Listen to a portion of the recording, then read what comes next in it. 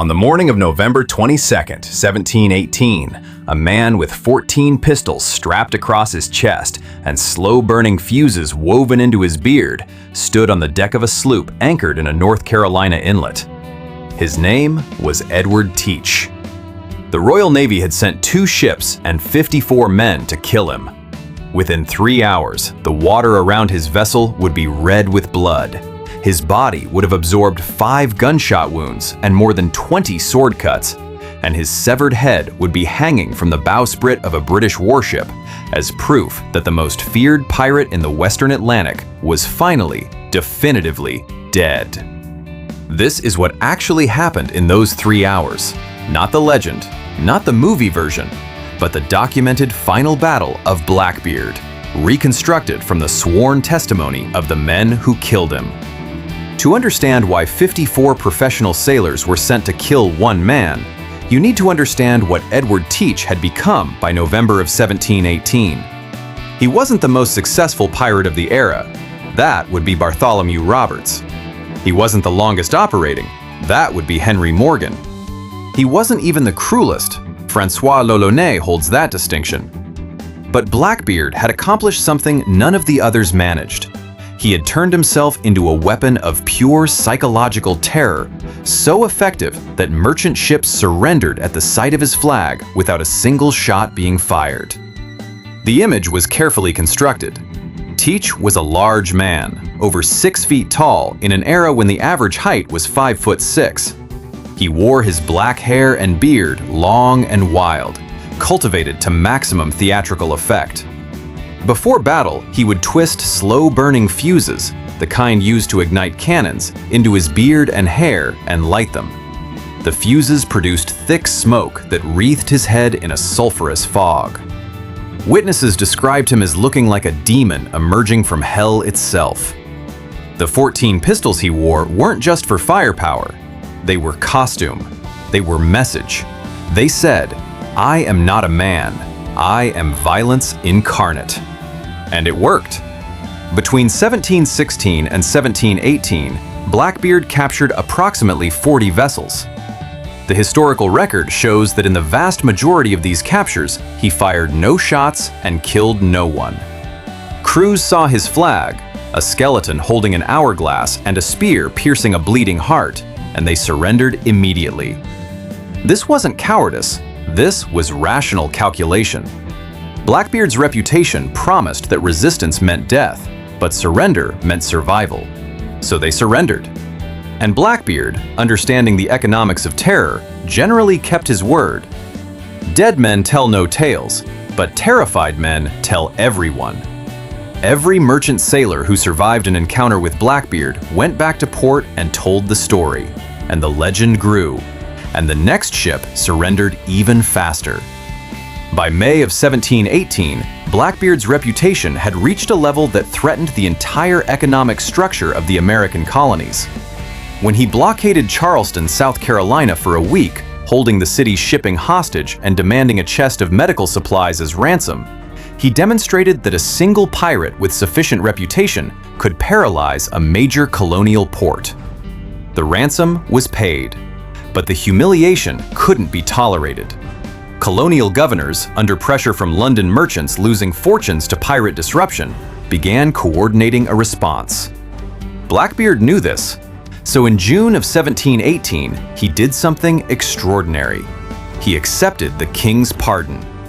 The British Crown, desperate to end the pirate problem through amnesty rather than expensive military campaigns, had offered a general pardon to any pirate who surrendered before a certain date. Blackbeard sailed to Bath, North Carolina, walked into the governor's office, and formally renounced piracy. Governor Charles Eden issued him a pardon. Edward Teach became, legally, a law-abiding citizen of the British Crown. Here's where things get genuinely interesting. Blackbeard didn't stop being a pirate. He simply became a pirate with legal protection. He settled in Bath, bought property, possibly married a local woman. The records suggest this was his 14th marriage, though the documentation is questionable. And he continued raiding ships, bringing the plunder into North Carolina, and splitting the proceeds with Governor Eden, who certified the goods as legally salvaged wreckage. This arrangement was so brazen, so corrupt, and so profitable that it continued for months. Blackbeard had achieved something remarkable. He'd weaponized legitimacy itself. But Virginia's governor, Alexander Spotswood, was not charmed. Spotswood saw Blackbeard's arrangement with North Carolina as a direct threat to Virginia's shipping and a mockery of royal authority. He also saw an opportunity. If he could kill Blackbeard, he'd be a hero. The problem was jurisdiction. Blackbeard was in North Carolina. Spotswood was governor of Virginia. He had no legal authority to send military forces into a neighboring colony to kill a pardoned man. So Spotswood did it anyway, in secret, without notifying North Carolina's government. This was, technically, an act of colonial aggression. It could have triggered a serious political crisis. Spotswood didn't care. He commissioned a Royal Navy lieutenant named Robert Maynard, gave him 2 hired sloops, the Jane and the Ranger, and approximately 54 men, and sent them south with orders to find Blackbeard and end him. Maynard was 35 years old, an experienced naval officer, and by all accounts, a competent but not brilliant commander. He understood his mission had nothing to do with legal niceties and everything to do with theater. Blackbeard had won through reputation. Maynard needed to destroy that reputation in a way so public, so definitive, that it would kill the Blackbeard legend along with the man. Capture wasn't enough. It had to be death, and it had to be spectacular. By November 21st, Maynard had located Blackbeard's sloop, the Adventure, anchored in Ocracoke Inlet, a shallow tidal waterway on the outer banks of North Carolina. Ocracoke was perfect pirate territory, too shallow for large Navy warships, with channels that only local pilots understood, and isolated enough that approaching vessels could be seen hours in advance. Blackbeard had positioned himself well. The Adventure carried a crew of somewhere between 19 and 25 men. Sources differ. This was a skeleton crew, nowhere near the 100-plus men Blackbeard commanded at his peak. Some had left when he accepted the pardon. Others had dispersed to other ships. What remained was a core group of hardened pirates who'd chosen to stay with Teach despite the pardon, despite the danger, despite everything. These were true believers. And they were commanded by the most psychologically intimidating pirate captain in the Atlantic. On the evening of November 21st, Maynard's 2 sloops approached Ocracoke. They couldn't attack immediately, the tide was wrong, and attempting to navigate the inlet's channels in darkness was suicide. So they anchored within sight of the Adventure and waited for morning. This gave Blackbeard all night to prepare, and it gave both sides all night to think about what was coming. The historical records suggest Blackbeard spent the evening drinking with his crew and with a group of local traders who happened to be visiting. Whether this was genuine confidence or performance for the benefit of witnesses is impossible to know. Multiple sources record that Blackbeard asked one of his crew, during this final evening, whether his wife knew where he'd buried his treasure. The crew member said no. Blackbeard reportedly replied, "Then nobody but the devil and I know where it is, and the longest liver shall take all." This might be historical fact, it might be romantic invention, but it appears in enough contemporary accounts that something like this conversation probably happened. What we know for certain is that by dawn on November 22nd, both sides were ready. Maynard had the advantage in numbers, 54 men to Blackbeard's 20 or so, but Blackbeard had the advantage in position, local knowledge, and psychological terror. And he had 9 cannons to Maynard's none. The hired sloops Maynard commanded were lightly armed, fast vessels chosen for their shallow draft and maneuverability, not firepower. Maynard had gambled that he could get close enough for hand-to-hand combat before Blackbeard's cannons could destroy his ships. It was a huge risk. At dawn, the tide began to turn. Maynard weighed anchor and began the approach. Blackbeard cut his anchor cable, a drastic move that left the Adventure unable to anchor again, but freed him to maneuver immediately. Then he did something either brilliantly tactical or completely insane, depending on your interpretation. He sailed directly toward Maynard's approaching ships. This wasn't retreat, this was aggression. Blackbeard was going to engage on his terms, in the channels he knew, forcing Maynard to navigate treacherous waters while under fire. and it almost worked. As the adventure closed distance, Blackbeard's cannons opened fire. The historical record indicates that the Jane, Maynard's lead vessel, took cannon fire that killed and wounded several crew members immediately. Then the Jane ran aground on a sandbar. This was the moment where Blackbeard should have won.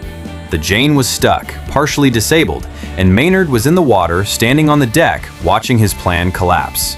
But Maynard had prepared for this possibility.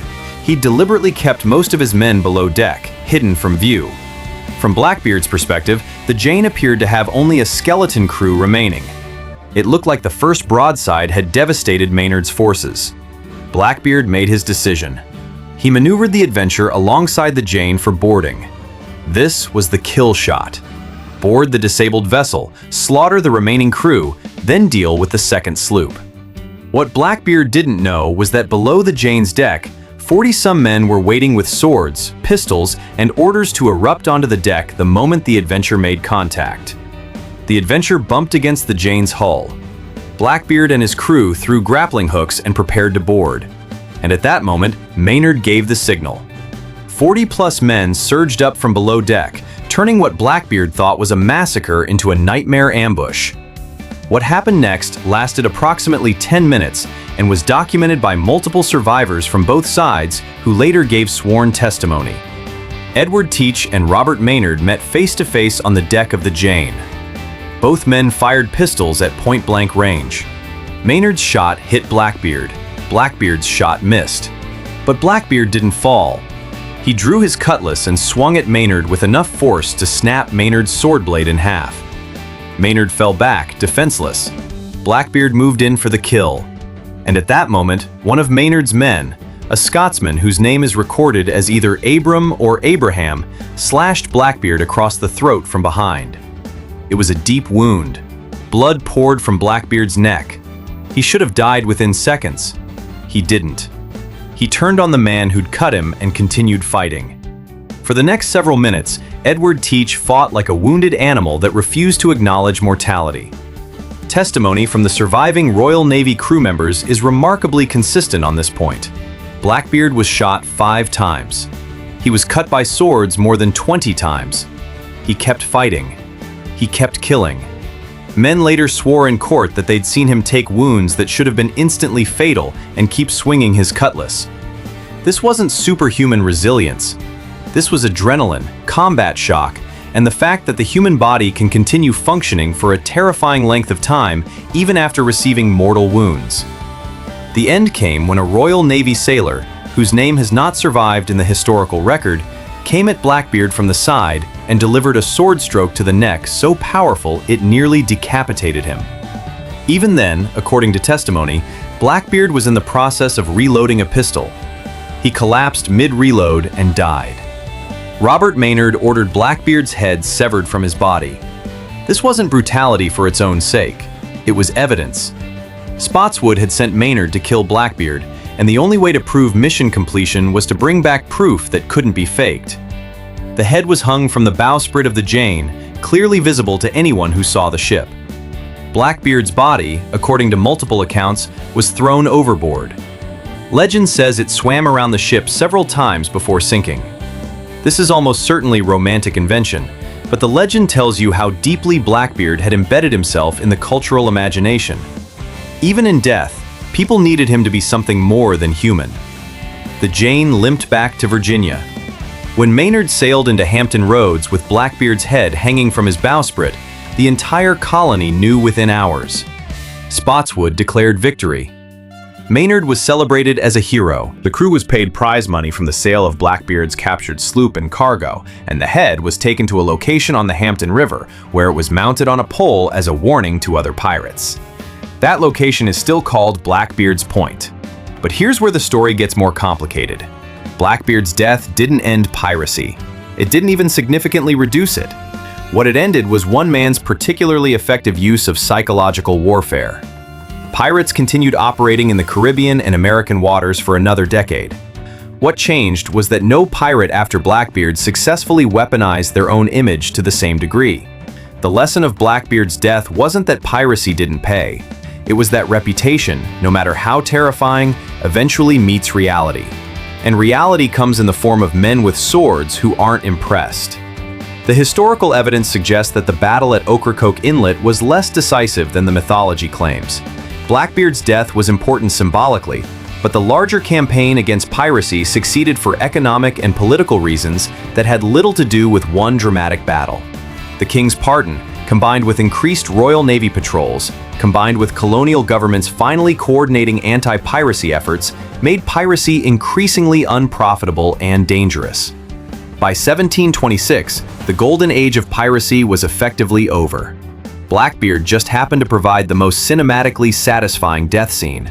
What remains is the question of who Edward Teach actually was beneath the performance. The historical record is frustratingly thin. We don't know where he was born, probably Bristol, possibly London, maybe Jamaica. We don't know his real name. Edward Teach might be an alias, and Blackbeard was definitely a stage name. We don't know much about his life before piracy, though some evidence suggests he served as a privateer during Queen Anne's War. What we know is the character he created, and that character was so effective that it survived 300 years. The forensic analysis of what we know about the final battle suggests Blackbeard made a catastrophic tactical error by choosing to board rather than continuing to use his cannons. If he'd stayed at range and pounded Maynard's ships with artillery, he probably would have won. But that's not who Blackbeard was. He was a man who'd built his entire reputation on personal terror, on being the nightmare that boarded your ship. Staying at range and fighting like a conventional naval commander would have been a betrayal of everything that made Blackbeard Blackbeard. So he boarded. And he died. But he died being exactly who he'd chosen to be. There's something almost Shakespearean about this. The character Blackbeard created became so powerful that it controlled the man inside it. Edward Teach couldn't stop being Blackbeard even when being Blackbeard meant death. He'd made himself into theater, and theater demands that you play your role to the end. Modern archaeology has tried to find Blackbeard's flagship, the Queen Anne's Revenge, which he deliberately ran aground in North Carolina months before his death. The wreck was discovered in 1996. Thousands of artifacts have been recovered. Among them, medical equipment, weapons, parts of the ship's structure. What they haven't found is treasure. If Blackbeard buried massive wealth somewhere, it stayed buried. The conversation about the devil knowing where it is might have been literally true. What the archaeological evidence does show is that the Queen Anne's Revenge was a formidable vessel, heavily armed, and that Blackbeard's crew had access to relatively advanced medical supplies. This contradicts the image of pirates as completely anarchic. There was organization, there was planning, there were resources. Blackbeard ran his operation with enough efficiency that he could maintain a 40-gun frigate and keep it supplied and combat-ready for months at a time. That requires logistics, discipline, and leadership. The demon with the smoking beard was also a competent naval commander managing a complex operation. The men who fought with Blackbeard at Ocracoke knew they were almost certainly going to die. They'd seen Maynard's ships approaching the night before. They could count. They understood the mathematics, and they fought anyway. Some of this was probably loyalty to Teach. Some was probably the pirate code. The articles that governed pirate crews often included provisions promising compensation to wounded men and their families, creating financial incentive to fight rather than surrender. Some was probably just the knowledge that capture meant a trial and a noose, so they might as well die fighting. Of Blackbeard's crew at Ocracoke, most were killed in the battle. A few were captured, taken to Virginia, tried for piracy, and hanged in Williamsburg in March 1719. Their names are recorded in court documents. Israel Hands, who'd served as Blackbeard's quartermaster, escaped execution by turning king's evidence. Samuel Odell, another crew member, testified against his former shipmates to save his own life. The rest went to the gallows. Their bodies were displayed in chains along the rivers as warnings. This was standard practice. The corpses of executed pirates served as nautical mile markers, literal signposts warning other sailors what happened to those who chose piracy. The legal aftermath of Blackbeard's death was messy. Spotswood had authorized a military operation in North Carolina without North Carolina's permission, technically making it an illegal raid. Governor Eden of North Carolina was furious, not just at the jurisdictional violation, but at the loss of his profitable arrangement with Blackbeard. Eden accused Spotswood of murder. Spotswood accused Eden of corruption. The dispute went all the way to London. Eventually, Spotswood was quietly vindicated. The Crown was happy Blackbeard was dead and didn't care much about the constitutional niceties of how it happened. Eden's career suffered. Within a few years, he was out of power. Corruption that works only works as long as everyone's making money. Once Blackbeard was dead, the profits stopped, and Eden's political protection collapsed. Robert Maynard's career, by contrast, flourished briefly, then faded. He was celebrated immediately after the battle, promoted, and granted prize money. But he never achieved another success comparable to killing Blackbeard. He remained in the Royal Navy for years, served competently, and died in obscurity. History remembers him only because of those 3 hours at Ocracoke Inlet. One morning of violence defined his entire legacy.